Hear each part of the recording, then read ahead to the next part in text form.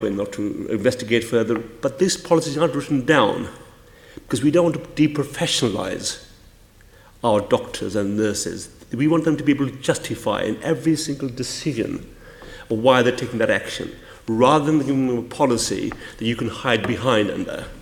Now, the important thing is the perception of the public and the perceptions of the victims in this policy, right? How are you monitoring the impact of these new assessment techniques? What are you doing to monitoring the impact of this?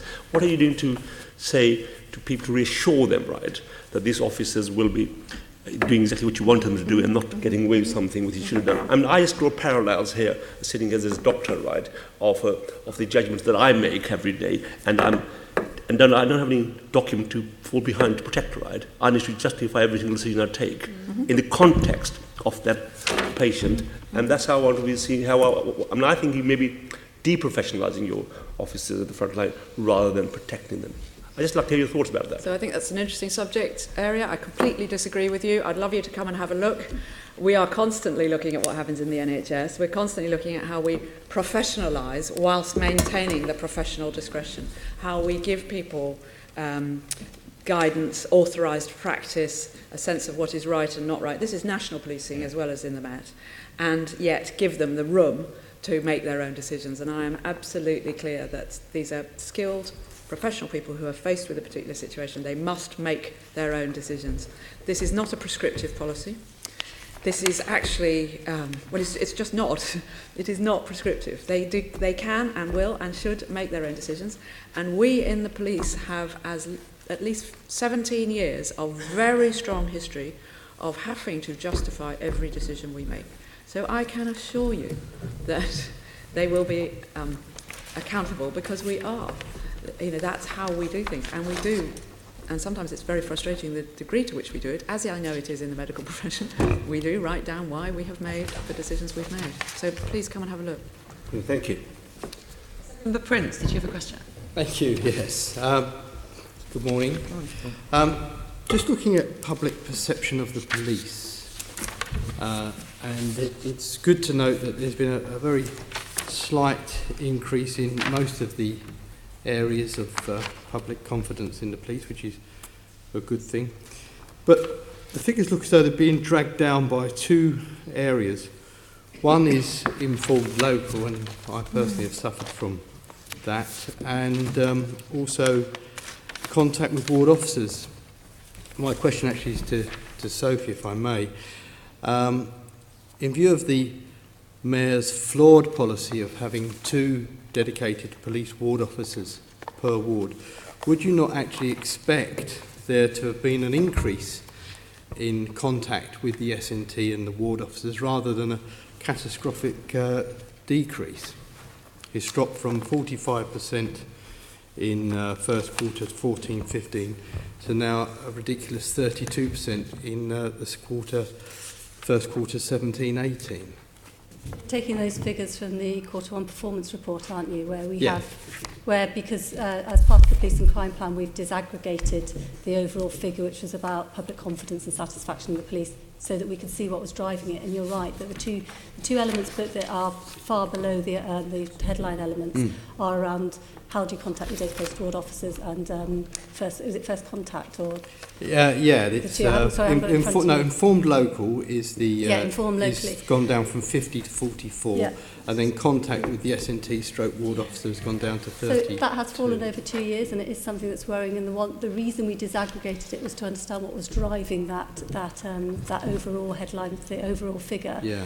That's over 2 years. I obviously, and we've had this discussion many times, Chris, I don't believe that the policy and the commitment to have 2 dedicated ward officers if you look at the figures, Sophie, is flawed. You see that I'm not arguing. when quarter 4, 16-17, so when it started to come in, it's just plummeted since the 2 ward officers has come in. And I just wonder why, if there's not a link, then what is the explanation? And why would 2 perform worse than 1? It has fallen over the last 2 years. The commitment for the dedicated ward officers has been being put in over the last year and will be in place by the end of this year, by Christmas. There is a job to be done to make sure that dedicated ward officers are known by their community. I think we all agree that that is incredibly important. and is an important driver of public confidence. That's something we're working on, and it's something we're working on in terms of ensuring, through the public access and consultation document, through ensuring that the public know how to contact their dedicated ward officers. The dedicated ward officers are ring-fenced and stay in the community. And also, as the Commissioner's been talking about, that there are outcomes from having the dedicated ward officers in the ward, that they are there to problem solve and to actually really understand what's happening and work in partnership with others in the community. It is an issue, we're working on it, and we expect those figures to increase. So we can see an improvement then by when? These things take time. I would like to see an improvement quickly. Clearly, Well, so would we, I think, in to London, us. yes. But at the moment, it's say, plummeting. So can we have a commitment from you then, if it doesn't work within the next X number of months, that you'll abandon the disastrous idea of having 2 ward officers? You can have a commitment from me that we're going to make sure that it does work. And the reason that we disaggregated previously, those No, I think that's excellent, and was so I that think we it's would very good what understand you've done what there. drove the figures. But Now I'm we just- absolutely do understand it. We Yeah, can work on I'm just ensuring we interested in the improve 2 that. ward officer aspect and the fact that it's plummeting. And No, the commitment for 2 dedicated ward officers is one that we will keep and we believe is important. And that when I've said to you before, Keith, I think you are the only person that asks us to ditch the commitment to have 2 dedicated ward officers. Yeah, in the ward. that's all be- residents and communities I've because spoken to are extremely. that's because, with all due think it's a respect, good thing and are I grateful. speak to senior officers at many levels, and it's very clear that having to commit this resource to wards where there's no crime or very little crime is actually making them work with their hands tied behind the back. So it's actually no surprise that we're seeing all the problems we're having with all the red figures on the crime stats, which under the previous Deputy Mayor, Stephen Greenhouse, they were all going in the other direction, because the police are being tied down, wandering around streets doing nothing. And not that that's their fault, but if they were freed up, as they were Keith, before... I think you should really be careful that you're suggesting that dedicated ward officers are just wandering around doing nothing. Well, they're wandering around, The vast majority... and it's a good PR exercise for the Mayor, but it's actually not the best use of the resource. I won't embarrass the 2 professionals here to comment on that, but it's not the best use of the resource. They are being tied down, walking around, whereas they could be used more proactively, as they were before, beating crime. And, the figures speak for themselves. We are seeing a horrendous increase in crime in London because of the Mayor's flawed policies. Assemblymember Prince, if we can move on to the next topic, actually, that would be really useful, because actually the next topic we have is about funding and police numbers and Assemblymember. Yes, right. I would like to ask the Commissioner, 32,000 police officers is the number we were told, that I think Bernard Hogan-Howe told us is how many we needed. We haven't had that number since March 2012. The Mayor last week talked about New York has 36,000 officers. I think we've been told, might have been a budget committee by your Deputy Commissioner, that you're looking to budget now even down to 30,000. Do we still need 32,000 police officers in London? I would like lots and lots and lots of funding, people, and not, of course, excluding police officers.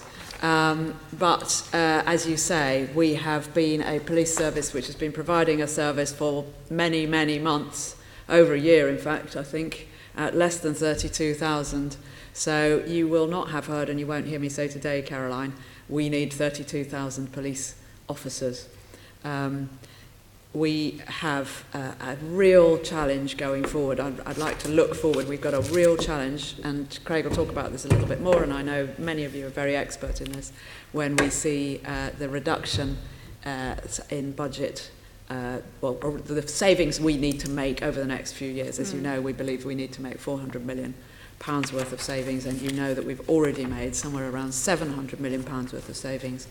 And inevitably, as I think when I was last here at the committee, having done all the other efficiency work that pretty much that we can think of, we are going to, it's inevitable unless we get more funding, that we're going to reduce police officers further, as Craig said last time round. They're going down.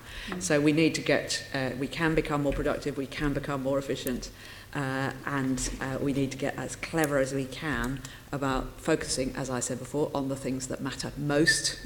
But it's going to be a stretch, that's for sure. Okay, so last year when we looked at the budget, or beginning of this year, the 38 million that was taken out, which was the money so you could recruit up to 32,000, taken out, we were told it would go back into the 18-19 budget. From what you're saying, that sounds unlikely. So that's the adjustment that took us to 31,400. I've got these committed to memory, these numbers. Clearly we haven't set an 18-19 budget yet. We're in the process of doing that, and one of the key things is the autumn statement and the funding announcement. But realistically at the moment we're projecting, and the work we've been doing with the Deputy Mayor's team is on an establishment next year circa 30,000. So for the 18-19 year, it looks like circa 30,000. Obviously, there's a huge range of variable dependencies still to understand in terms of that, and you'll know from the helpful work done by the Budget and Performance Committee. They highlight some of those things, like the challenge of one-year settlements. You know, it feels somewhat embarrassing to be sitting here with a £3.2 billion public service and actually not know what the budget's going to be in April next year. So we can project it for then. We know further on out, if the projections stay as they are, it's going to only continue to come down. We've talked about in the early part of this, most of the demand indicators going up. Let's take the politics out of this completely. If you just assume you're getting flat cash all the time, and you can debate that, what it actually means, but if you assume you're getting flat cash, that's going to leave you a gap. Now you can cover some of it by being more efficient and more productive. And realistically, you can do about 1 to 3% probably tops in that bit. Everything above that has to be reductions and looking at how we deliver services differently. And we've spoken before about the range of work we're doing in the transformation programme that we hope will allow us to continue to deliver that service with less people. But suppose that you're looking at budgeting for 30,000 officers. Does that mean you're now just turning off the recruitment tap? No, we're trying to keep recruitment. We've had a long debate about this strategically. I think whatever happens, we want to keep some recruiting going for a whole variety of reasons. If you stand down your recruiting, and we've both been involved in doing it elsewhere and here in the past, it's actually quite hard to resurrect it when you need to. So we want to keep that coming for all the right reasons. We've discussed before, in an average year, the Met turns over somewhere between 16 and 1,800 people. So you've got quite a turnover room anyway. That's perfectly normal. That's not more people resigning or anything like that. That's normal turnover in an organisation of our size. So you're going to be, say you lost 1,800 officers this year, you'd be looking to recruit, say, 900 or something, far fewer. 500 or 600 next year, and then look at how we do. But that's why it's so important, and I know it's frustrating for everyone, getting those plans in advance. Workforce planning is not something you can sort of have a meeting on a Friday and start everything on a Monday. There's a 9-month lead-in for these things. You've already factored in back office savings. Yes. You've had terrible costs of terror incidents. You've got the 1% additional pay.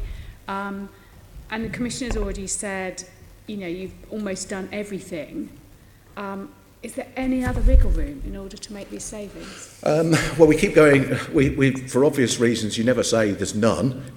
I just don't believe that, sort of intellectually and professionally. So we can always drive and try and find more in terms of doing it. But you get into some really, really difficult and challenging areas about how we deliver the services, where we deliver them in terms of some of those back office savings. And you'll be aware of, as we discussed it in the Budget and Performance Committee, some of the things we've already done.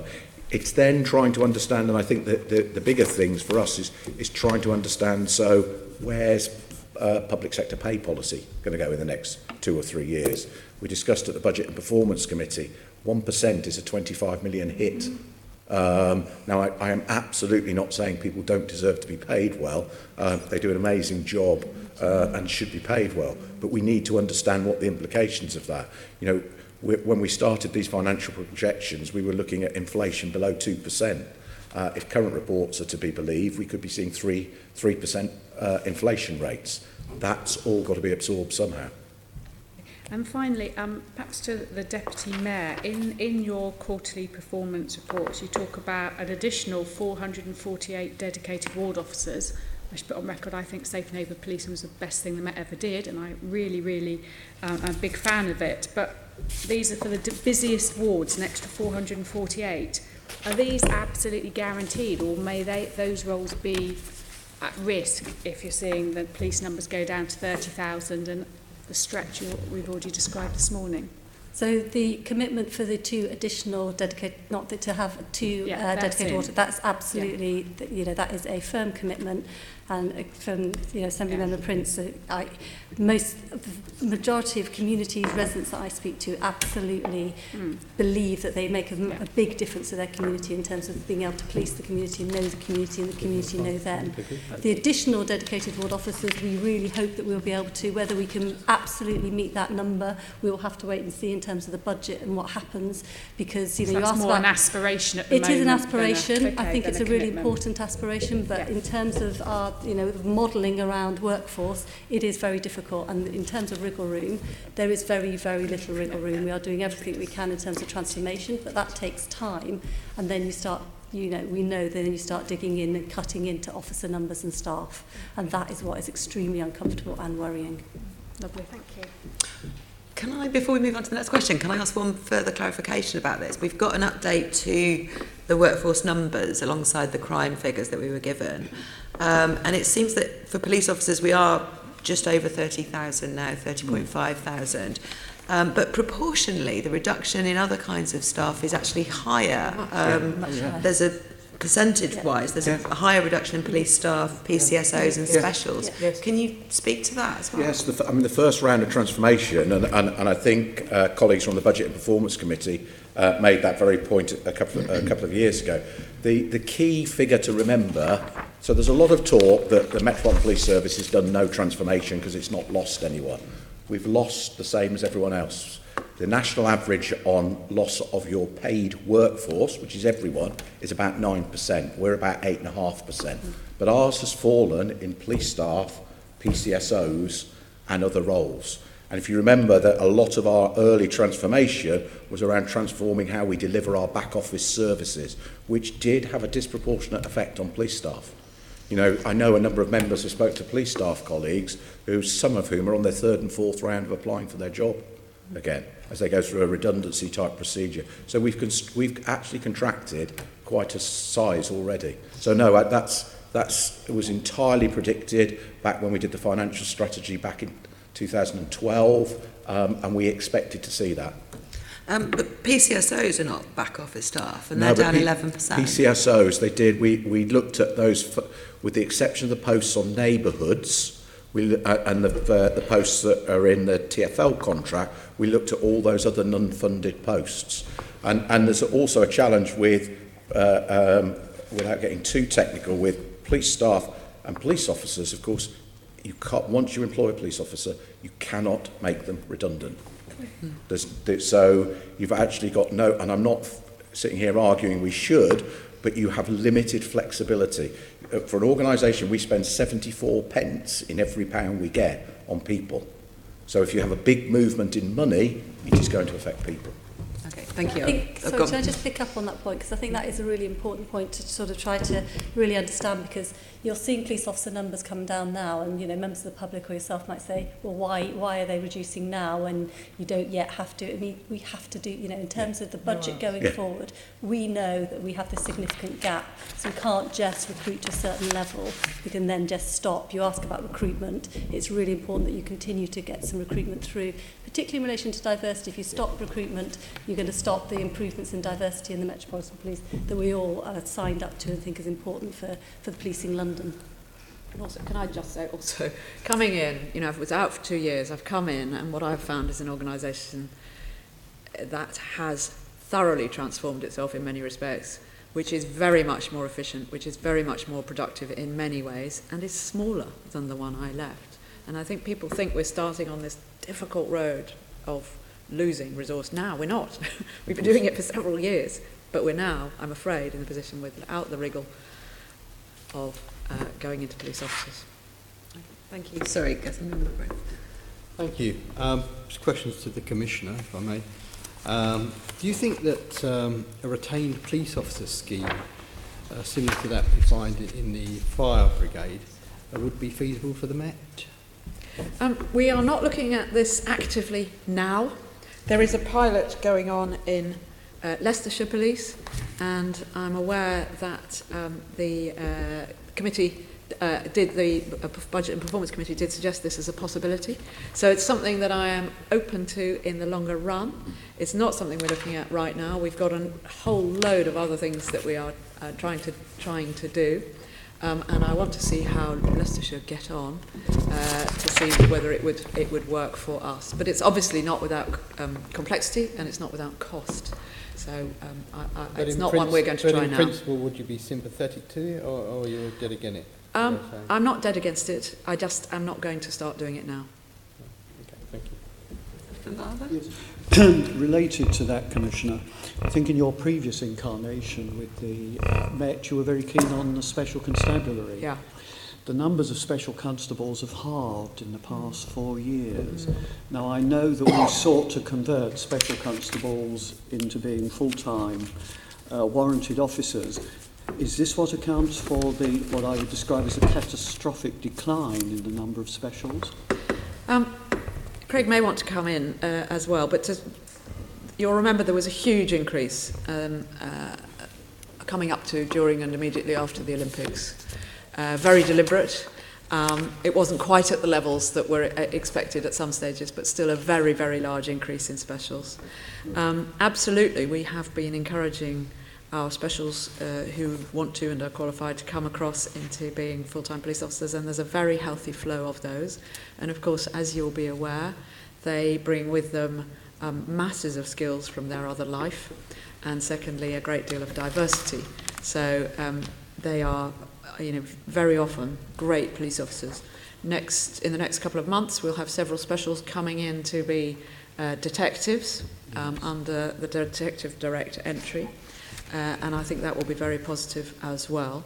But we did find that perhaps some of the people who came in as specials when we really grew very fast, and this isn't an uncommon phenomenon, they perhaps hadn't all of them come in for the very best of reasons, and we weren't probably managing to manage a specials workforce of that scale as effectively as we should.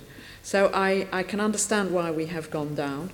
That said, I've been looking at lots of other forces and what they're doing with specials, and I think they have all sorts of interesting things happening, a little bit more imaginative than perhaps we've been in some respects. And what I'm seeing, as I said, is the public want to help, and they want to get involved, and lots of people are saying to me, what can I do? Perhaps I could become a special, all sorts of people. And I would like to see us having well-managed, well-supported people from our communities involved in all kinds of ways in policing, including more specials potentially, and certainly using specials in different sorts of ways. I think there's lots of potential there. But it doesn't come without cost. It's not a free thing, as you'll remember, Tony. Well, I take your point about this. I've been looking at the MOPAC spreadsheet on this, and the decline, it is true that was close to the high point. I think that the high point was indeed in 2013. Yeah. But it's been declining month on month on month. And I would have thought that you would have weeded out, I think, perhaps the bad eggs or the people who come in for the wrong reasons. I note that it varies substantially from borough to borough. For example, in one of my boroughs, Richmond, the number of specials has fallen by 2/3. Now, I'm hard put to think of any conceivable reason why this should be, because Richmond is one of the boroughs where confidence in policing and support for policing is exceedingly high, one of the highest in London. And yet there appears to be this very substantial decline. You've just again repeated about all the goodwill that there is to policing. Why isn't this being reflected in recruitment to specials? There is, if I may, also in that period there was a change in the way general recruitment worked. So you'll recall probably back in 2011-12, you basically either had to be a member of the Special Constabulary or a PCSO to come through to be a PC. During the period we're looking at, that changed. So some of those incentives to spend time in the specials may have moved with it. So there are a number of levers that have changed during that period. I agree with you about the decline, and there's some work to do around how they're supported at a local level. And the thing that's interesting is exactly as you say, when you look at it at a borough level, it's quite different across boroughs, which to me says something about how they're supported, how they're used, how they're utilised, and how they work on a daily basis. Can I ask, related to that, forgive me, Chair, but I think this does relate to the best use of manpower, you know, and the thing about the retained police officers. I'm right in thinking that the specials were headed up at the yard by a reasonably high-ranking police officer. What is the rank of the person who is now responsible for specials? So they come under Commander Julian Bennett, Yeah. who has a whole portfolio of responsibilities, Yes. but he's the lead for specials. Was there not a single officer who was responsible for this? You know, who... I'm trying to recall the man's name. I thought it was Barrable or something like... John Barrader. Who... that was his thing. He was the man who was responsible for specials. It wasn't part of a tiny bit, forgive me, of a commander's portfolio. Yeah, no. It was a substantial thing. Yeah. Has that all gone? Yes. So we still have a leadership structure within the Special Constabulary. We do. And we have senior specials at various different levels. And then they work under the wing of Commander Bennett. Okay, well, thank you. I wonder, Chairman, if this may be something we should be looking at, because certainly we were exceedingly keen on encouraging the Special Constabulary. We saw this as as a great thing. I will be sorry to think that this goodwill, which you say, Commissioner, is available to us, is not being harnessed in this way. Thank you very much. Well, we can look at how we might consider it in future. We need to move on to the next topic now, which is moped-enabled crime, and Assemblymember Hall will take it. Thank you very much. First question to the Deputy Mayor, please. Earlier, our Commissioner told us that she was shocked with what was happening with moped crime, as indeed most of us here certainly are. The number of moped crimes has more than doubled in the past year. So would you say it's now getting out of control? We've all been really worried by the increase in moped crime. Absolutely. We've discussed it quite a few times here in terms of boroughs and in terms of it spreading. It has been really challenging, but as the Commissioner said today already, that moped crime, yes, it has increased, but it is, in terms of the enforcement actions and the partnership working that's taking place, it's beginning, only very slowly beginning, to look as if it's becoming, something that's becoming more under control. So yes, it has been very, very challenging, and it will continue to be challenging, but it is something that is being brought back under control. It doesn't mean that it's not going to continue to be an issue in the months ahead, and one that is an absolute priority in terms of the Metropolitan Police and their work, but also in terms of my own work, in terms of what we can do in the role of MOPAC.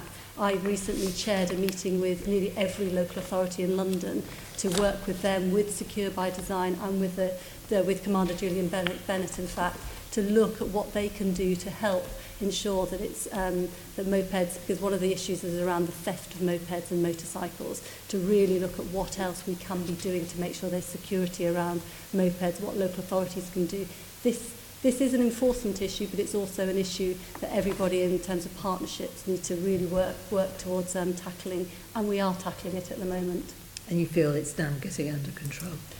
I'm saying it's beginning. There's early, as the Commissioner says, there's early signs. It's not something that is, I'm not saying it's all, it is no longer a challenge. It is an absolute challenge, and it will continue to be a challenge in the months ahead.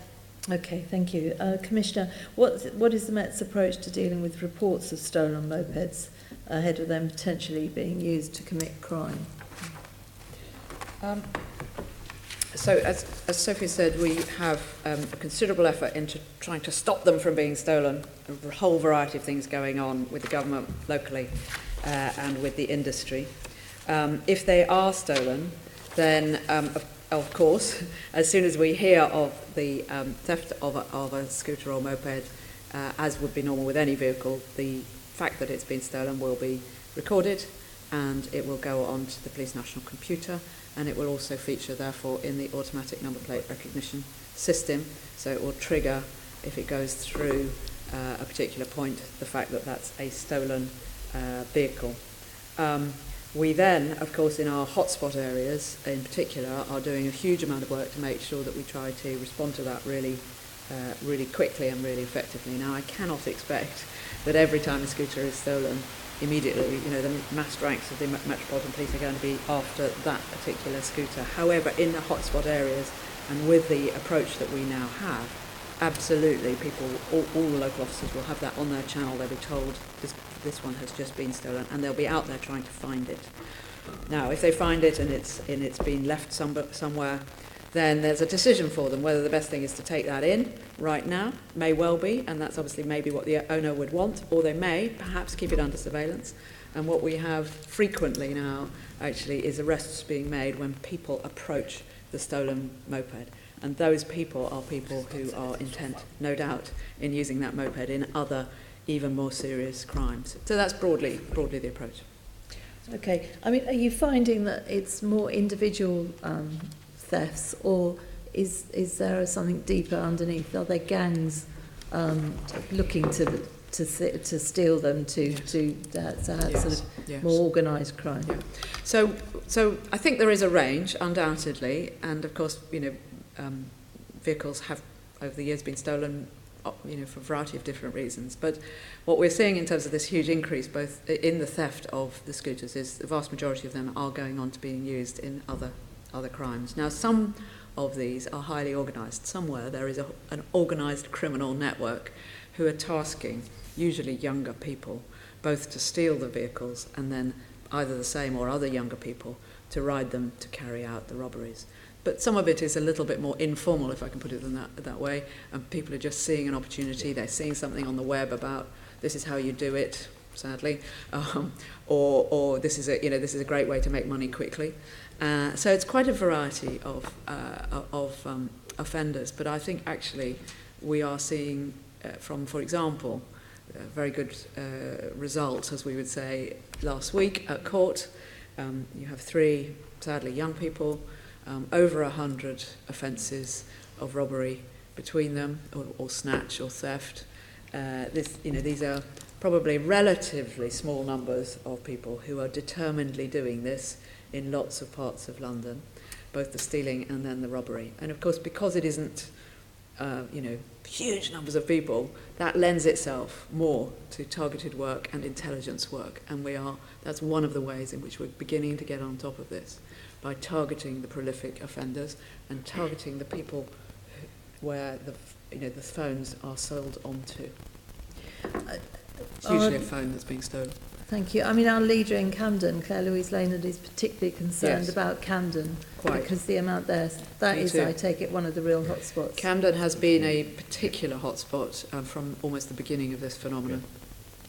Right. Assembly Member Andrew Dismore has been raising this and has been raising it for quite a long time, and he's not here today to say it's been an issue in Camden and has spread from Camden and Islington.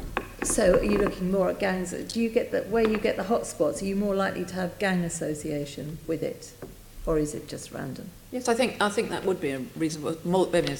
Yes, that's a good assumption.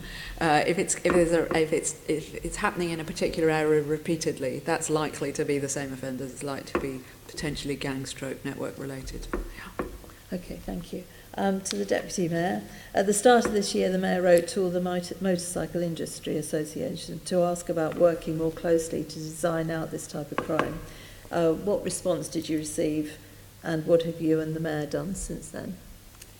So the Mayor did write to the Motorcycle Industry Association, and since then there have been a number of meetings between officers from MOPAC and officers from the Metropolitan Police to discuss with them what they might be able to do to design out the crime, as the car industry did, decades ago, in terms of it being used to be able to just steal car radios. That no longer happens because of designing out crime. There have been a number of meetings. I don't think progress has been quick enough, and it's something that we need to go back to the Motorcycle Industry Association about. because they view, you know, they are a global industry and they do see this more as a London problem. I think there is more that they can do. It will take time, even if they do start to take the measures to design out the crime in terms of the motorbikes that are being produced now, because obviously there is a vast number of vehicles on the roads now that have not had that happen to them and aren't secure by design. It's something that we're continuing to talk to them about. Have you made any movement with that at all? Frankly, I think the progress is disappointing with the industry in terms of securing, in terms of changes to secure by design and designing out crime. Okay. Have you spoken to the insurance companies about putting pressure on We them? have been talking to the insurance companies about that, and we've also, the Mayor has written to the, I think it's the Chief Executive of the DVLA to talk to them, to ask, can, when the notices go out for the, when you have to, for your vehicle excise or your tax or whatever. I haven't got a motorcycle or a car, so I've forgotten what the terminology is. So when the reminders go out, to have reminders about how important it is to secure your motorcycle or your moped, we've written to the DVLA to ask them to do that. We're waiting to hear back. Okay. I mean, you said earlier you spoke to most of the boroughs. Which boroughs did you not manage to get to? I would have to go back to the attendance list. We had a meeting here, which I would be surprised if all but one or two of the boroughs had attended. I can let you know. I can't remember off the top of my head. It was an extremely well attended meeting, and all the local authorities have been very on board and very keen to understand how they can work together. And there have been some fantastic programmes. I mean, Wandsworth with the police and the local authority have done some really excellent work in terms of working together to really look at what enforcement needs to happen and what else the local authority and partners can do to not just around secure parking, but to look where perhaps stolen vehicles are being kept in lockups or garages in the borough. So there is quite a lot of work that's coming out of that meeting. Okay, thank you. And finally, to the Commissioner, what more does the Met need from City Hall and the public to prevent this type of crime from occurring? Well, it would be great to have further support on our campaigns, our prevention campaigns, for example. We have something called Be Safe, which is about how people can keep themselves. We have a campaign about keeping yourself safe when you are tempted to take out your mobile phone on the street, and secondly about keeping the bikes safe. And actually I think we're having quite a lot of impact with bike owners, scooter owners, about how they can themselves sort of keep their scooter safer. And it's quite clear and it's quite simple, and people are responding well to that. I've talked to lots of scooter owners who've changed their practice in the last few months. I'm beginning to see, when I say I'm cautious about this, but I do think we are, to quote your phrase and Sophie's, beginning to get some measure of control. For example, the last 3 months, as compared with the previous 3 months, we have a significant decrease in the number of scooters being stolen, about 15%, just under. So I'm beginning to see some impact. Secondly, though, we are working with the CPS and making sure that we have effective understanding locally of the challenge, and indeed in the courts, that we have an effective understanding of the impact of this type of crime. And I think that is important. Len's point about deterrence. So anything that City Hall can do to raise this as a serious issue without getting people utterly terrified that this is going to happen to them on every street corner, because it's not, but that this is really a big problem amongst, I'm afraid, a relatively small number of young men.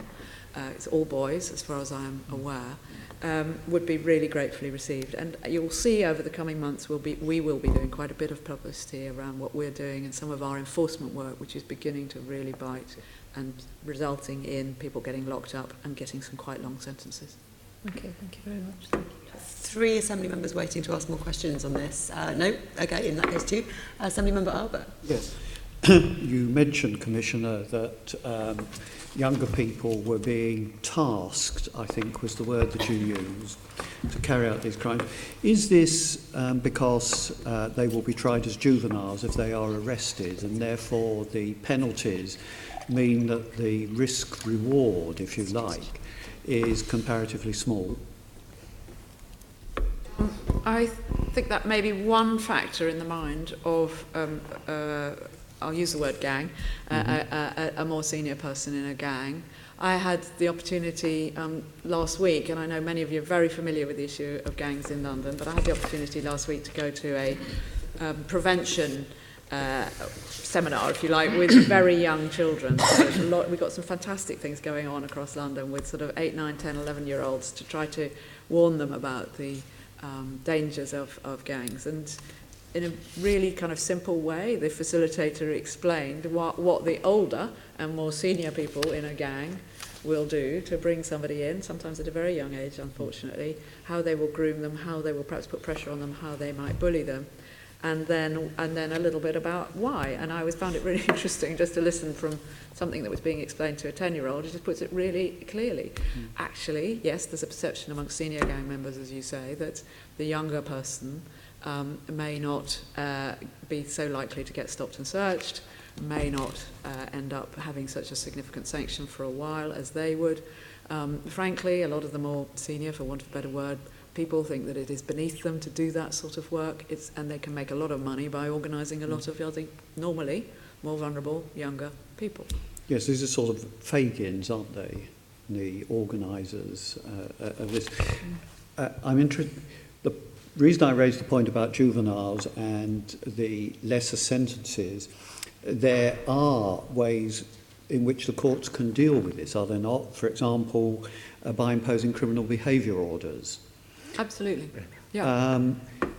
Is it policy right across the MPS to say to CPS that in court they should be asking for these?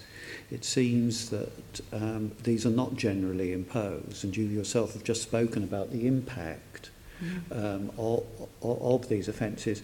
Ought that not to be sort of part and parcel of the thing that, as we say with knife crime and things like this, 2 counts and you're out and all of that kind of thing.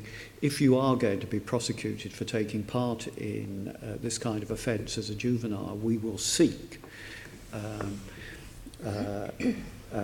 CBOs on them. Well, I will take that away to see. I can't give you the definitive version, I'm afraid, Tony, on the extent to which they're being used or how that is working in volume terms, if you like. What I can say, having spent quite a lot of time with the guys and girls who are dealing with moped-enabled crime, scooter-enabled crime, is they are absolutely alert to all the possible ways in which they can impact on these people, which include every manner of order and use of both criminal and civil legislation. They're highly alert to that, and they are asking the CPS for everything they think they can get. That may be, Deputy Mayor, something, we just asked the question, what could City Hall say in relation to this? That we could draw attention to the fact that there is, in fact, this arsenal of penalties rather than the single charge which is often bought by the CPS on this matter. Maybe that's something we can do.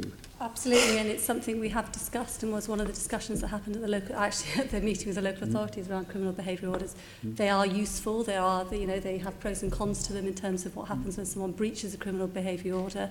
They can be quite difficult to get as well, but it is definitely something. In terms of enforcement, and in terms of going back to Len's question about what are the outcomes, in terms of catching those young people that are committing these crimes, it's absolutely a priority, and then they have to have the right sanction that can deter as well as to try to rehabilitate to make sure that they don't continue to do this.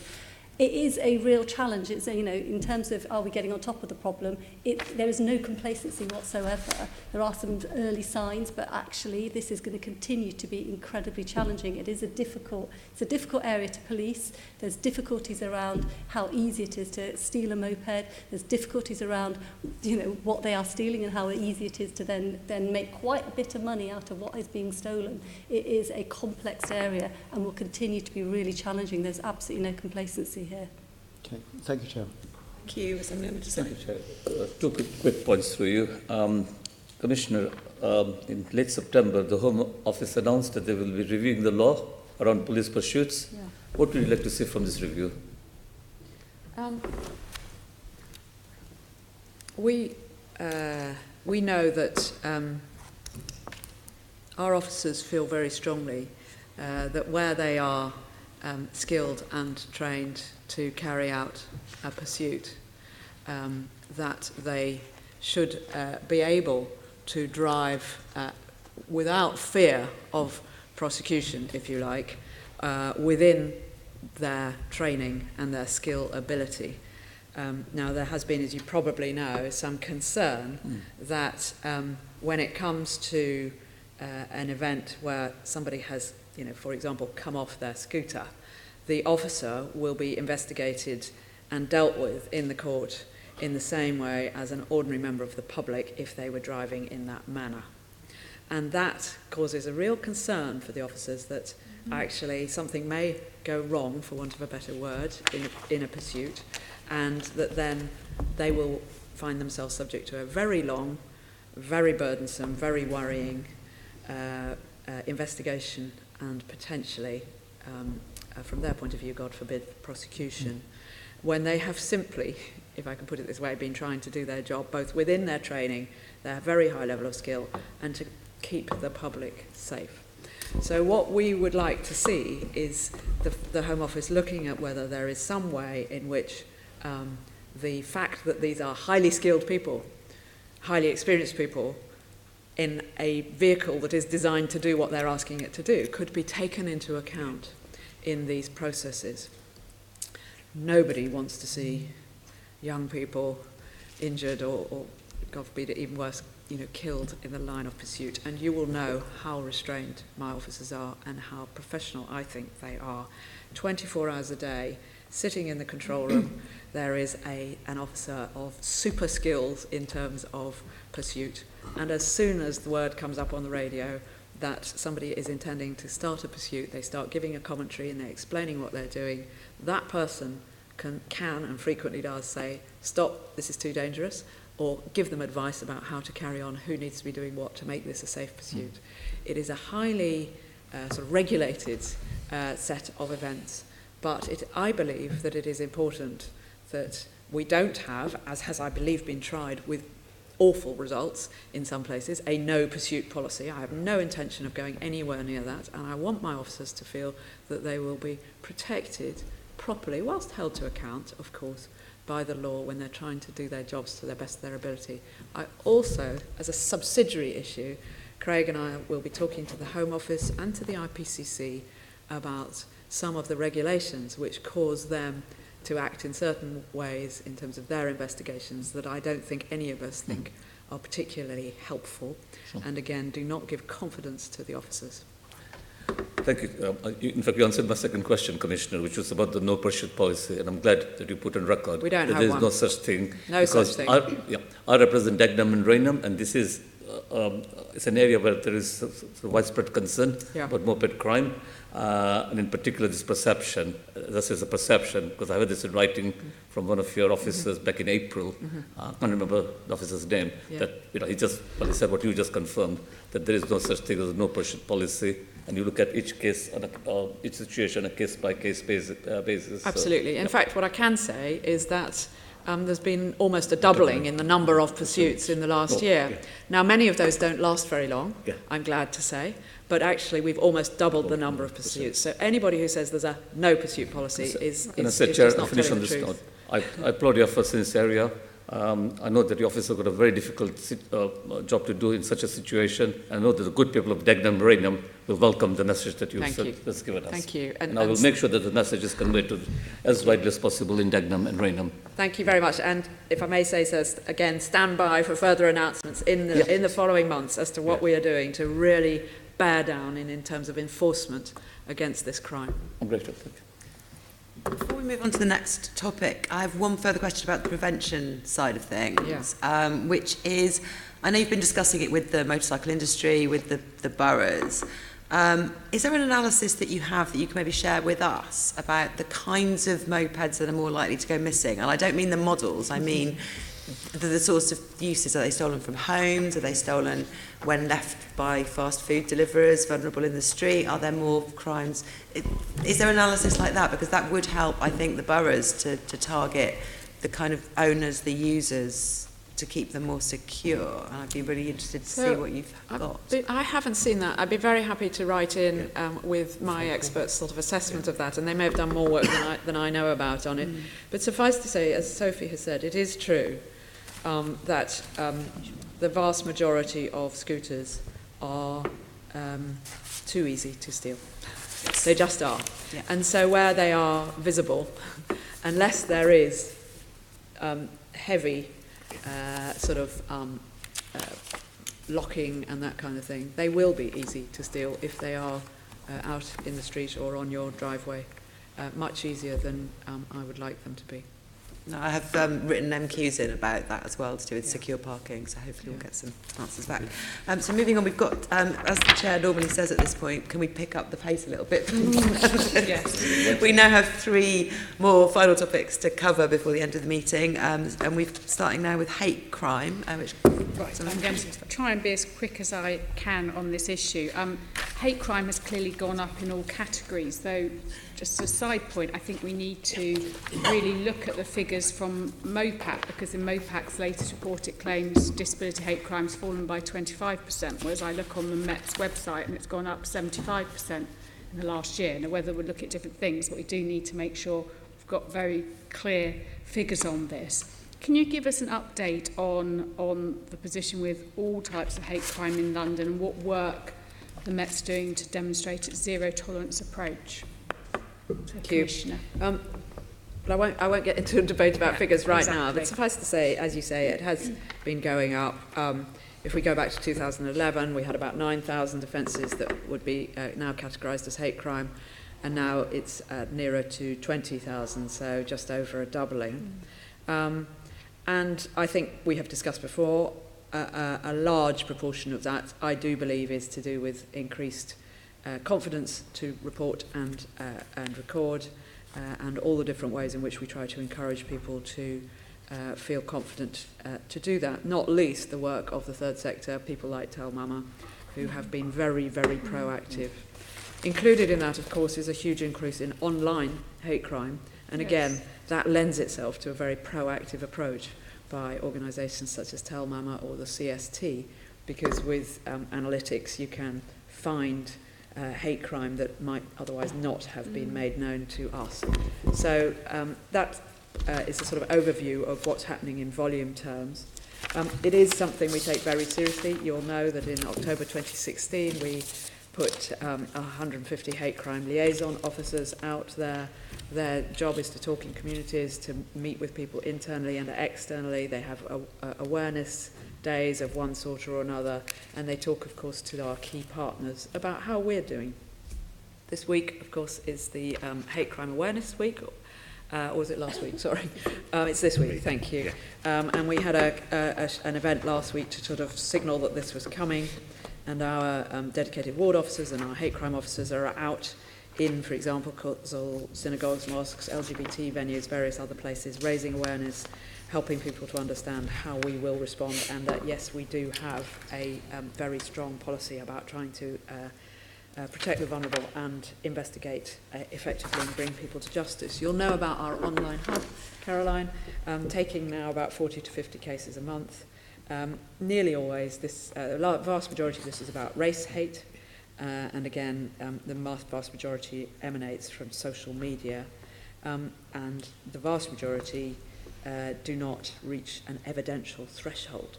It doesn't mean we don't do anything, we do, but they're not going to result in a criminal prosecution.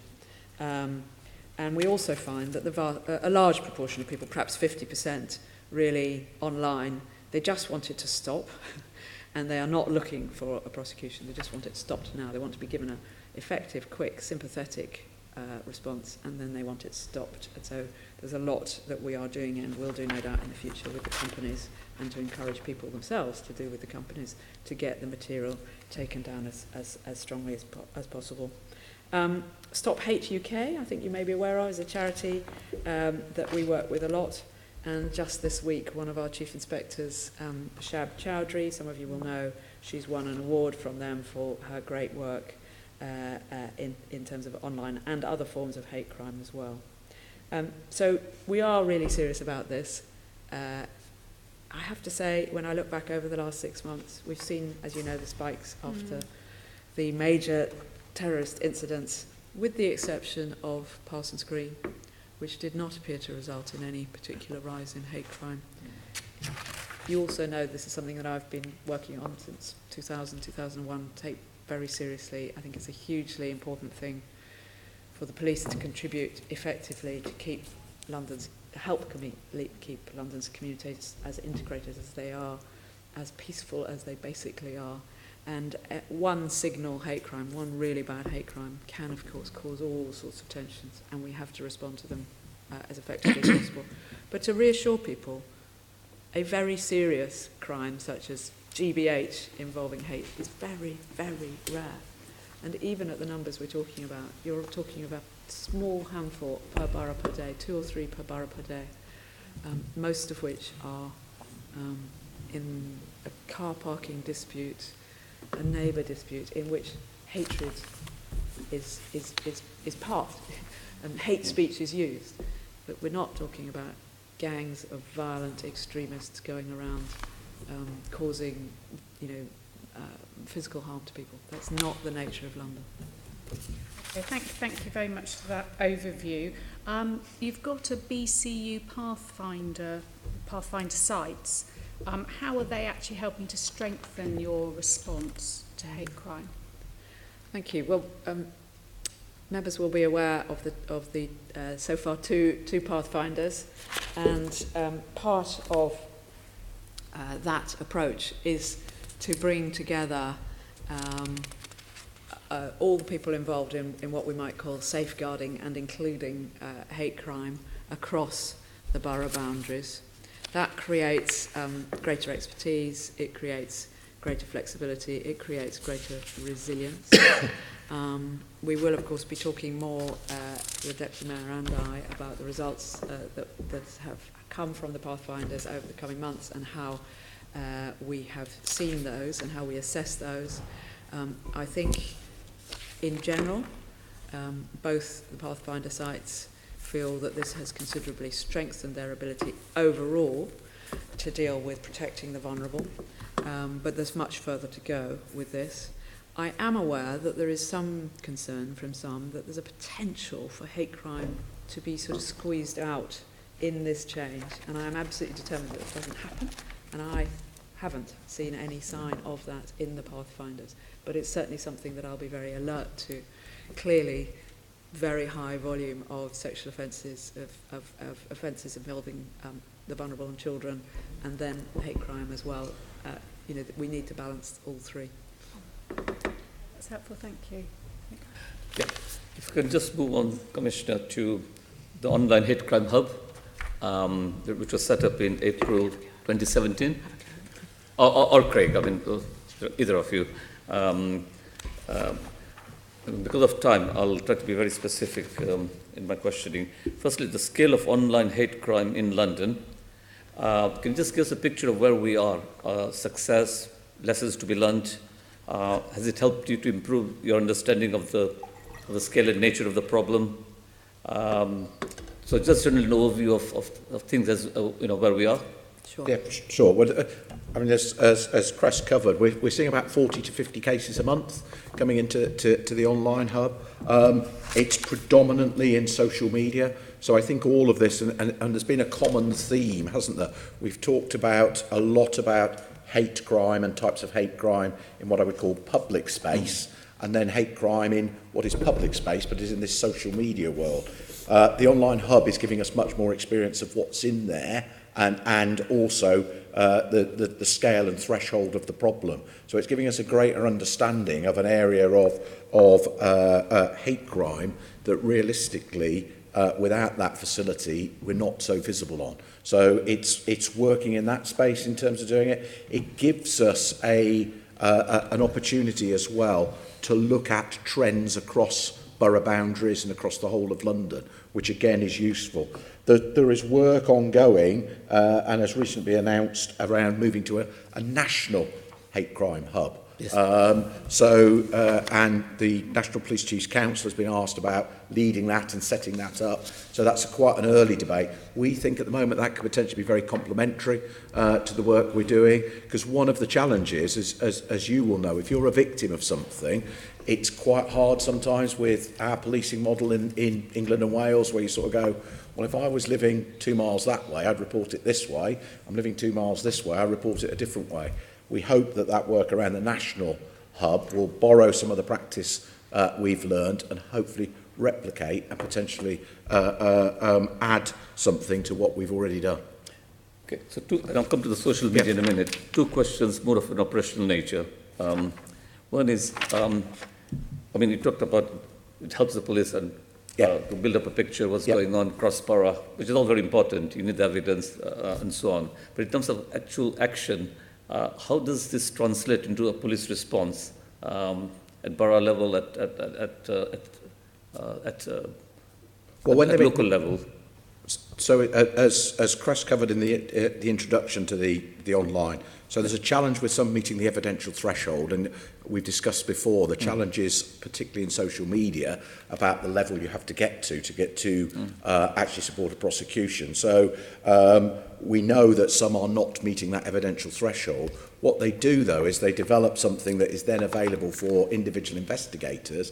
Effectively, a lot of the work is done for the investigator and can be passed on out. So we've seen that actually real lines of inquiry and real investigations can come on out to boroughs as part of that work. So it's absolutely part of what we've got. Majority, as we said, relate to race hate, and majority are coming from Facebook and other social media sites. Which brings me to social media. I mean, what's your relationship like with people like Facebook and Twitter? The press reports that we believed, and unfortunately, Len Duval had to leave on some urgent to deal with some urgent matters because he's dealt with the issue of encryptation and amongst other problems. I think there's probably two levels to the response to that. There's some of those issues we've discussed before about the wider issues about encrypted data at that level. At this level, I think all the social media companies are trying to be far more responsible when you're entering on an individual level. And we've spoken before about the work we do around getting posts removed, about trying to get particular sites and places closed down. I think that's a developing relationship that law enforcement have with social media companies.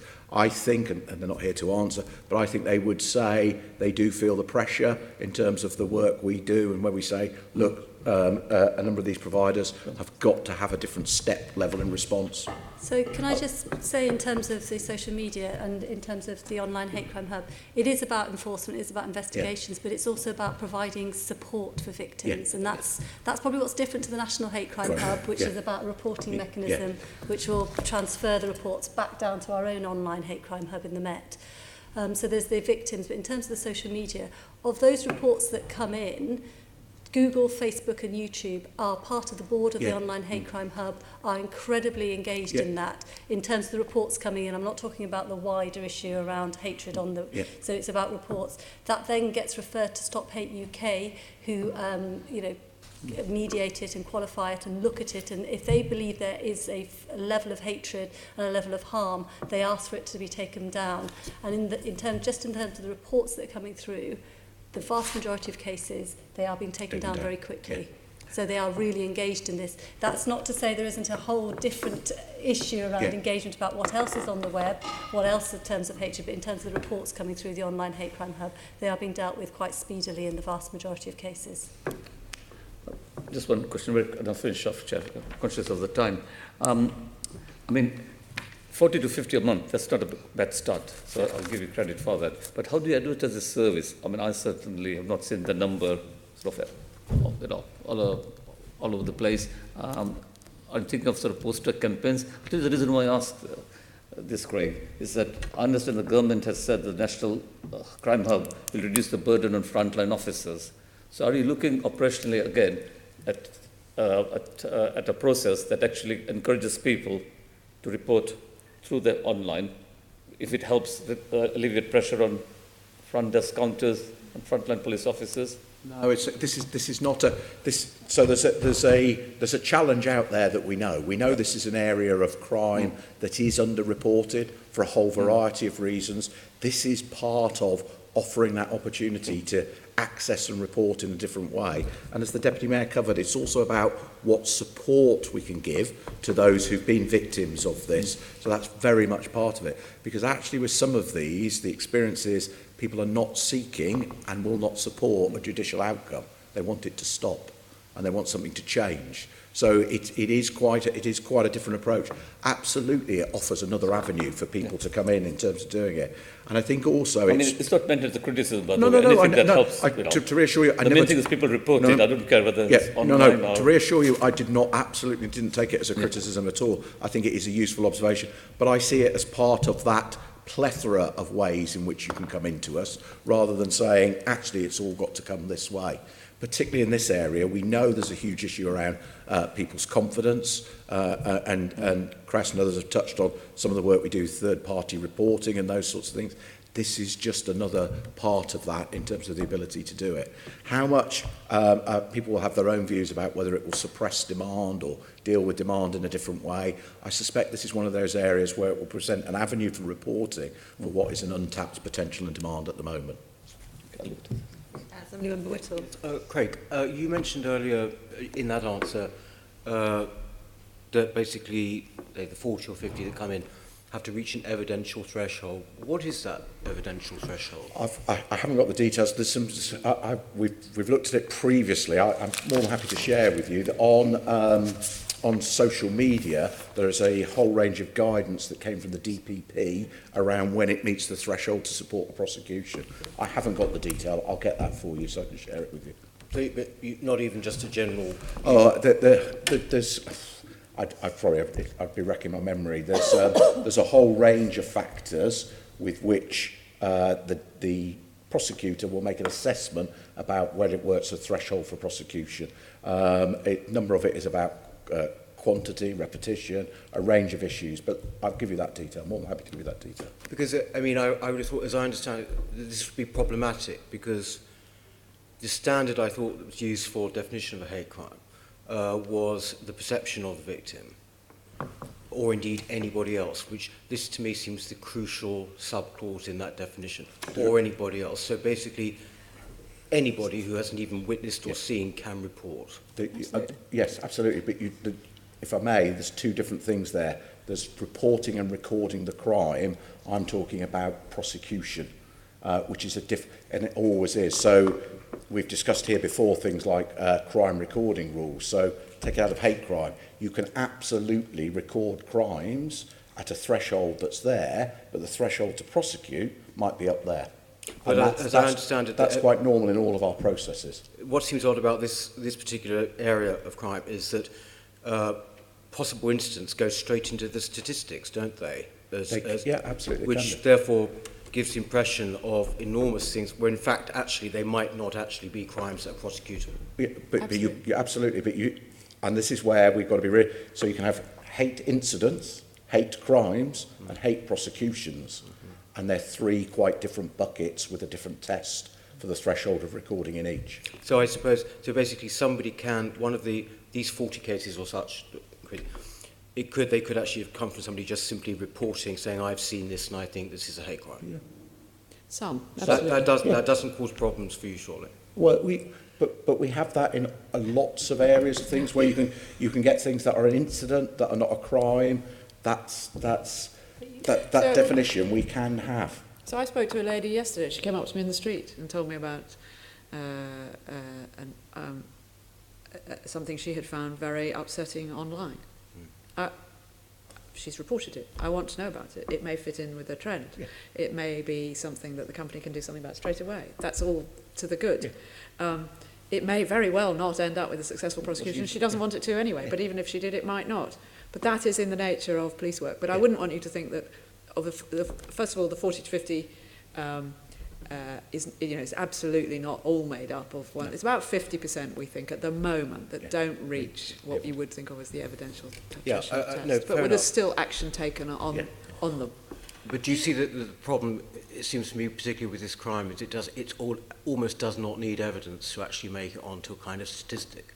But could I just, I hesitate... No, isn't this the truth, though? No, but I hesitate to sort of intrude into the the vagrancies of crime recording. Of incidents reporting to prosecutions. Yeah. But actually, if you look at those reports that are coming through, the incidents that are coming through in reports that then get recorded as a crime, there is very little variations. I think what lies behind your question, forgive me if I'm wrong, is that there's more reporting of incidents coming through, and when they're looked through, they probably drop, and so we're not getting a fair view of hate crime in the capital.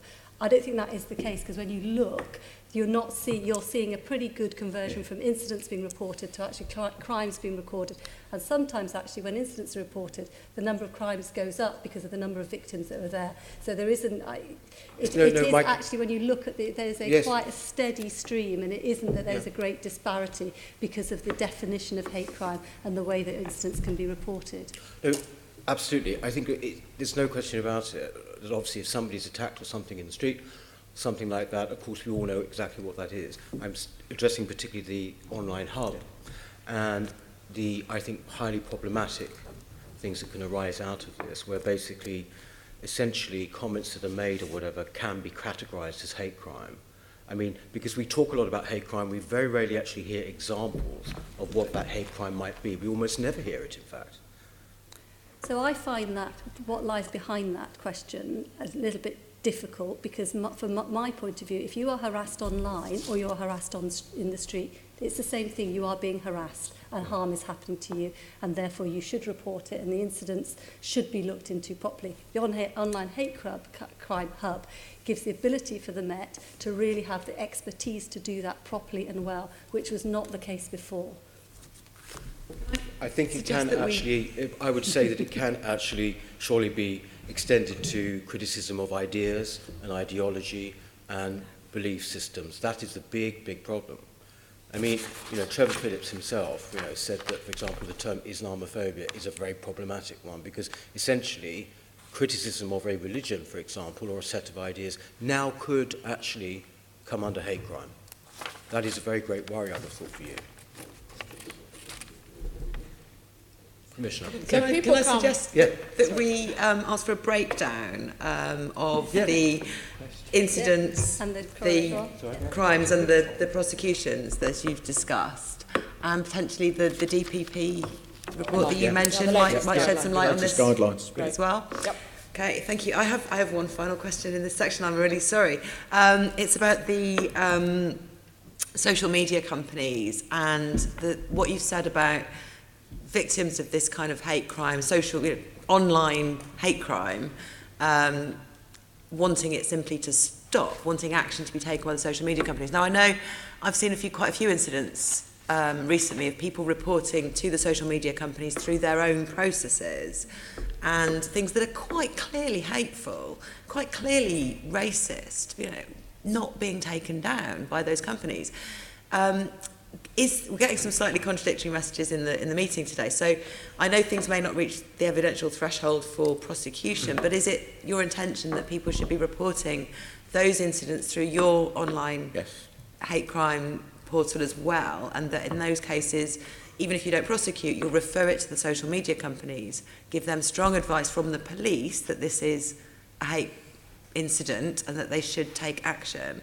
Because it seems to me like if you just go through their own processes, quite often they don't take action, and I think a word from the police might lead to that. So the experience is that the social, Deputy Mayor spoke about, we're working in that partnership with 3 of the main social media providers. Non-criminal material is being removed as a result of referrals going from people in the hub. So it can happen. Mm.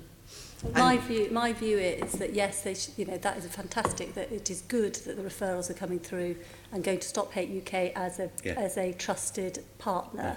However, if there are social media companies where individuals are flagging up, they have their corporate responsibility and their policy. They should be taking it down, and that's something that we need to take up with them, because it is very difficult for every individual to report through. If they have their own policies for flagging and for complaints, and they should be taking that seriously.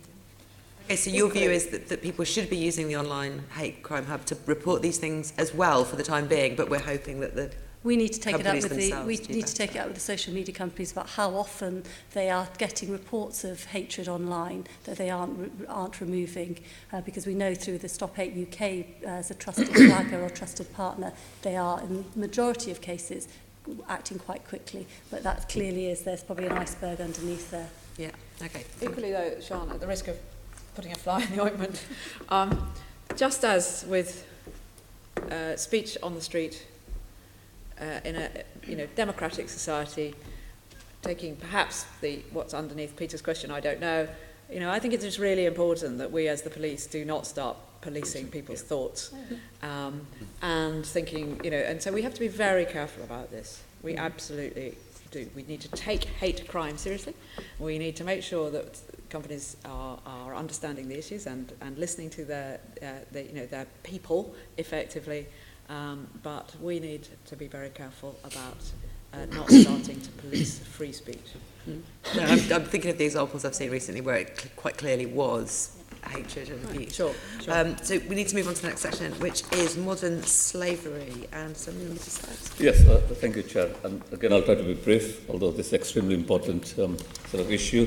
I think it was the Archbishop of Westminster, Cardinal Nichols, has described modern slavery as, and I quote, the dark underbelly of life in the capital.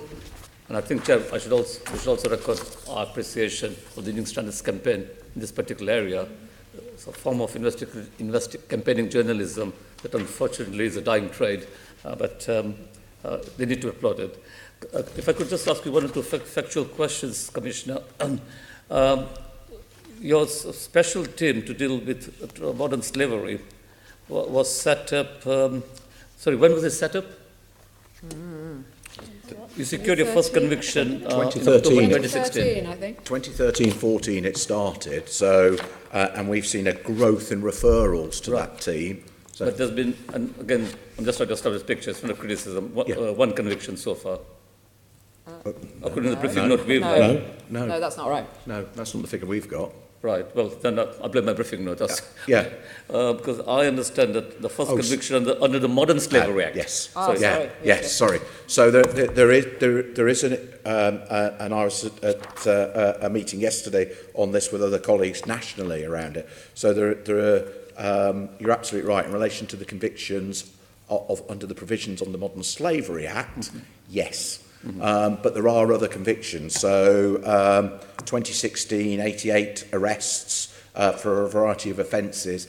And if we've got time, if not, it's probably I can provide it to you in writing. There is quite a breakdown of the reasons why prosecutions for the Modern Slavery Act don't always come to fruition. So we established that. Yes. It's not my briefing note, it's a blame. I blame myself for misreading my briefing note. Okay, just to move on. So what, very quickly, can we do to secure more convictions in this field? I know it's very difficult, immigration status and so on. But the biggest issue from the national research, and we're tied in with both the National Crime Agency and the national lead on this, is support for the victim.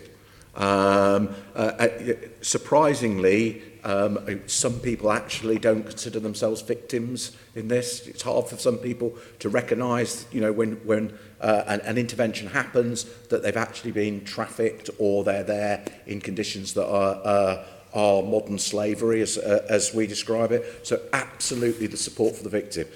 All the research is showing that the prosecutions where the victim is supported post the intervention, it's the most successful prosecution.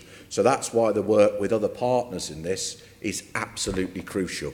So making sure that from the moment an intervention goes in, all the things you've spoken about happen, but that support over the medium to long term is the most essential to support a prosecution. And you'll have seen operations across London recently where we've been working with the Gangs Authority, a whole range of organisations around some of those areas. We believe this is most prevalent. London has some of the highest numbers of modern slavery victims in the United Kingdom. Can you just give us an illustration of what types of modern slavery are most prominent in the capital? And where do these people come from? Oh gosh, because in yesterday's Guardian, I don't have a copy. I think for some reason Vietnam seems to be an area that stands out in particular. But the types of areas we've looked at are things like so people have spoken a lot about car washes, nail bars, some of those sorts of employments, the sex trade. And we know that the victims come from a variety of countries. So, and it moves quite a lot. One of the things we look at nationally is with colleagues in both the Border Force, Immigration and other organisations is tracking some of those countries where that activities come from. So we saw early on some work with Eastern Europe, work with the Far East, work with China, and that's why it's absolutely important that the outreach we've got with people like the National Crime Agency into those countries to understand what we can do up front around prevention, so in sort of West Africa, some parts of Africa, to talk about some of the challenges people will face so that we can do things up front to intervene in that. Well, one of my questions was going to be about what sort of work do you do abroad? So presumably, there's just further cooperation with the Foreign and Commonwealth Office. And there's a lot of work going on at both the government level and a law enforcement level. So we're working with colleagues in Europol and other agencies across Europe, but also in bilateral arrangements with countries around the world where absolutely this is about tackling this issue. So in terms of your officers, what sort of training do they get to identify and support potential victims? Well, we've got a training course. We're also, as Crest just reminded me, we're also bringing officers in from overseas.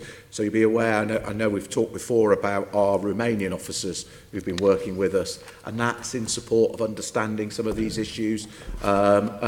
So officers get trained in terms of what they need to do, and we're increasingly, and it feeds into some of the questions earlier, as we're expanding that whole work around safeguarding, this is very much part of that safeguarding. So officers, I'm a response officer and I go to a call about something, I don't know, someone running off from a car wash or a nail bar or something like that, not paying. I also now start to think about, well, actually, what's going on in there? Will no one talk to me? Why am I only allowed to talk to one person? Is all the business being run through in cash? There are a range of things that we help people to understand, some of those things that they might need to see and they might need to pick up on. Okay, just moving to you, Deputy Mayor. You had a summit in May. Yes. MOPEC organized a summit in May with the London boroughs. Yeah. Has anything changed as a result? We had a summit with the boroughs. With some of the boroughs were there, but it was actually organised by the Human Trafficking Foundation. And the Shiva Foundation. Yeah, so I wouldn't like to take complete credit for that. But we are working with all the partners around this, and we've set up a London Modern Slavery Partnership Board or steering group where we have all the partners, and it is quite a complex area in terms of the number of stakeholders involved, from local authorities to Gang Masters and Licensing Abuse Authority, Security Industry Authority, where we have put, we've had 2 meetings so far focused on particular issues. One of the areas that Craig missed out was construction industry. Yeah. It's a particular area where there is an issue around modern slavery. So we are, working together in terms of highlighting the issues. And I also would like to say I think the Evening Standard is running a fantastic campaign around this in terms of raising the issues, which I hope will actually, some victims will come forward because they will have seen the Evening Standard. It's incredibly important that this issue is publicised and raised and aired as much as possible.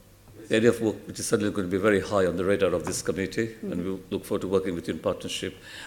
Your first meeting, any particular outcomes? This is the first meeting of the Modern Slavery Steering Group. Any outcomes so far? Anything that you can tell us? So they've had 2 meetings in terms of work with the construction industry and looking at the construction industry and looking at what the data tells us and what extra partnership work needs to happen.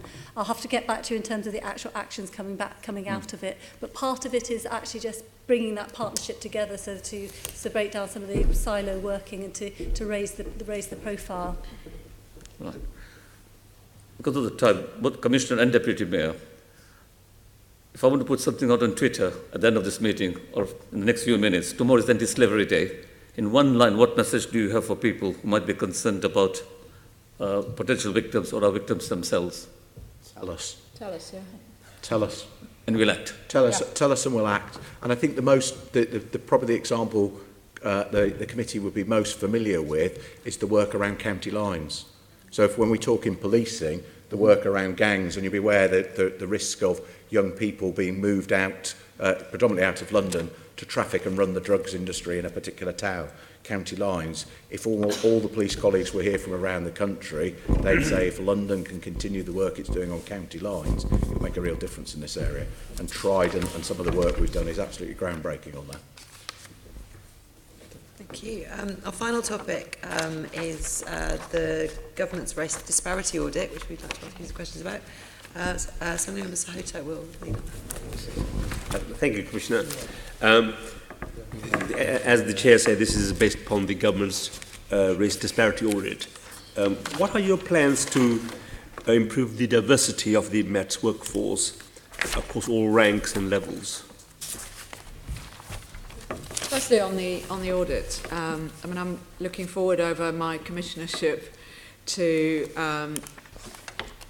having some, really, really meaningful conversations about what that data tells us and what we, the big we, the sort of systems that the police engage with and are part of need to be doing differently to reduce disproportionality where it is not right, if you like. But I do think, getting the data out there is one thing. It's very dangerous to jump to simplistic conclusions. And obviously it was on the back of a very detailed piece of work, for example, by David Lammy, which I think has lots to say about various aspects of the criminal justice system, not necessarily, or certainly not exclusively, policing. This is a subject close to my heart, as you probably know. I find it makes me angry, the disproportionality that we have in London in terms of, for example, our victims of homicide, our victims of knife crime homicide. Hugely over-representation of young black men from certain parts of London. That's not the way.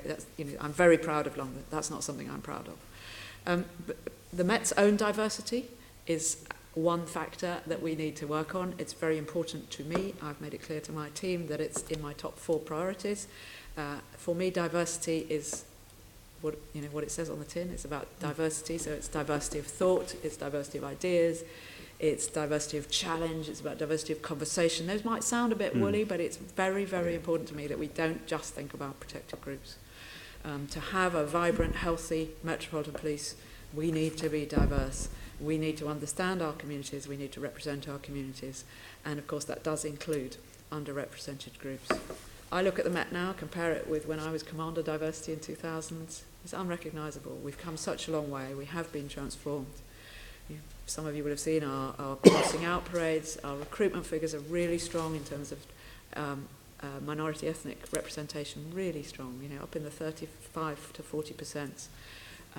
We have some fabulous young people and middle-aged people and older people coming into the Met from all kinds of backgrounds. We have plans in place to try to increase further our gender diversity at the point of recruitment and further on, and I can come back to that if you like.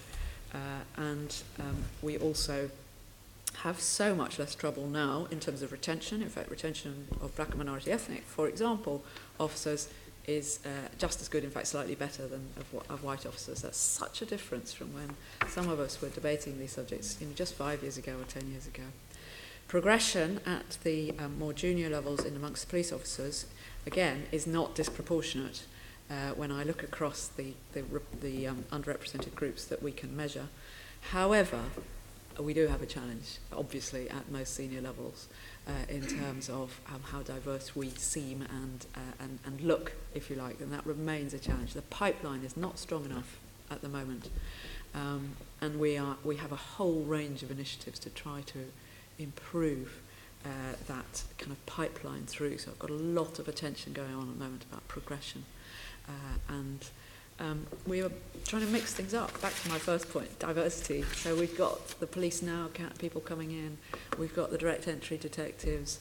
We have people from all kinds of backgrounds coming in as just to help us, kind of on a contract basis, part-time. People from our communities coming in to look at things. I want the Met to be an organisation in which everybody can thrive, everybody can be themselves, and the public of London look in and feel really proud of who they are and how they conduct themselves. And one of the ways in which they are proud is because this is a properly diverse service. I mean, obviously, improvement has been made. It has. We are on a journey, We are. and I can see progress. But of course, the order does say that this is where we are now, right? And we need to change something. We need to change something to improve things even better.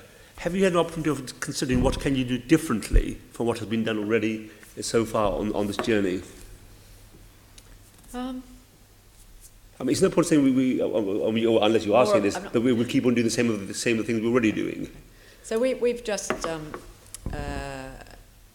launched a diversity strategy, and it has a number of different strands, both about community engagement and internal diversity. And it's full of a whole range of things which either build on what we've been doing in the past or are slightly different. One of the things that you will see, I think, is my leadership on this. So I'm chairing our diversity board. I will be speaking in public about this issue, and I will be driving our operational delivery in this area from a personal point of view. And that, you know, is very important to me. Later this year, we are launching a big investment into our leadership. So partly, but not only, as a result of the EHRC inquiry of a year and 18 months ago, where, by the way, you will have noticed they are positive about how far we've come in dealing with areas of apparent unfairness, areas of disproportionality, and how misconduct is dealt with, those sorts of things. They think we are really making big efforts, and we've got a good plan around that, and we've delivered a lot. But I'm going to be doing a whole series of things in this autumn with all our leaders, sergeants and equivalent grades upwards, on leadership and leadership skills, and a big part of that will be around leading a diverse workforce. So that will be two examples. And a couple of things that might help, because some of this we also have to influence nationally, because some of the entrance points to policing are entirely national. So I know some will be aware, we've argued for a review of what's called the police search process, which is part of the recruit process. That's being done by the College of Policing, so a complete redesign of that, because we said, look, for some reason this process seems to have some disproportionality in it that we can't explain, therefore we need to look at that. And then at the more senior levels, we're also part of the work around how do we, you know, Cress's point about how do we actually get the pipeline. So there was a leadership review about 12 months ago done by the College of Policing. We sit on that, and very much around how do we drive these things forward, because some of these pipelines we don't control. So we need to make sure it works at a national level to give us the requirements we want locally. Thank you for those very helpful answers. And the next question is to the Deputy Mayor. What more do you want to see from the Met doing over the coming years to boost up the representation of the BMA community in the Met? So I think the Commissioner and Deputy Commissioner have really well outlined what they are doing already. And whilst the race disparity audit was incredibly useful and helpful and an important thing, and does, you know, shedding light on issues does mean that it makes it more likely that there'll be progress, as you can see with sort of equal pay audits, incredibly important. But I don't think we should lose sight of the fact that most of the information was already information that we knew about, and that we had the Met has already got significant programmes of work around stop and search, around diversity in recruitment, diversity in promotion and retention. So, you know, I'm not complacent in any way, but I do think, as Craig has already outlined, in terms of the work with the National College of Policing, looking at the selection process, looking where you get a lot of applicants from the black and minority ethnic community, but you get the attrition rate is much higher than for white applicants. Looking at why that is and what the selection process and the process needs to change in order to make sure that you keep those the good applicants in that need to, you know, should be progressing. So I think the Met, and the Commissioner's already outlined, are taking it incredibly seriously. It is a priority in the Police and Crime Plan. It's a priority of myself and the Mayor in terms of, you know, we put it in terms of the Met looking and feeling like the community it serves. It's because in that way the public will have more confidence, and we will have a better reach into all the communities we have to have reach at. So there's always more to be done, but I do think the Met have done, you know, taken significant strides already. There's bits around in terms of grievance procedures. There needs to be extra work, and there is an action plan around that, and we just need to always be vigilant and, you know, keep the scrutiny of that and the accountability around that. Race disparity audit is one way, but we've certainly also got our own oversight procedures which have been in place for quite a while now, looking at this. Thank you very much for that. Thank you. I have a question, just to get some clarification from the Commissioner herself, if that's okay, on something that's come up quite a lot. I know, Sophie, you just mentioned, you know, what needs to change in the selection process to make sure that more qualified BAME candidates get through. Right at the beginning of the current Mayor's term, the Commons Home Affairs Committee your predecessor, the Mayor, we all agreed that we probably needed to see something a bit more to enable selection processes to be tweaked, i.e. a temporary change in the law following the example that was done in Northern Ireland. And I wanted to ask, do you support this policy too, Commissioner? And do you plan to do any lobbying of the government? That's what the Mayor and the previous Commissioner committed to. So my understanding was that there wasn't, as it were, complete agreement across the community, if I can put it that way.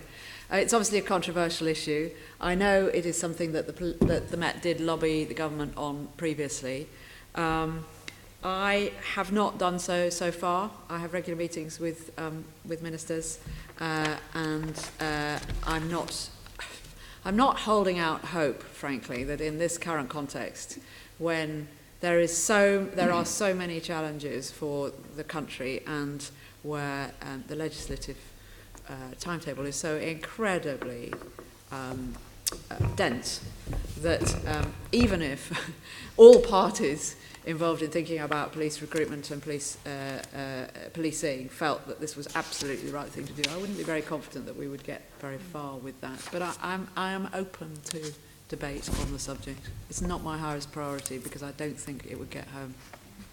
Okay, thank you very much. I think that is the end of our questions for today. No. Oh, I've got one more, sorry.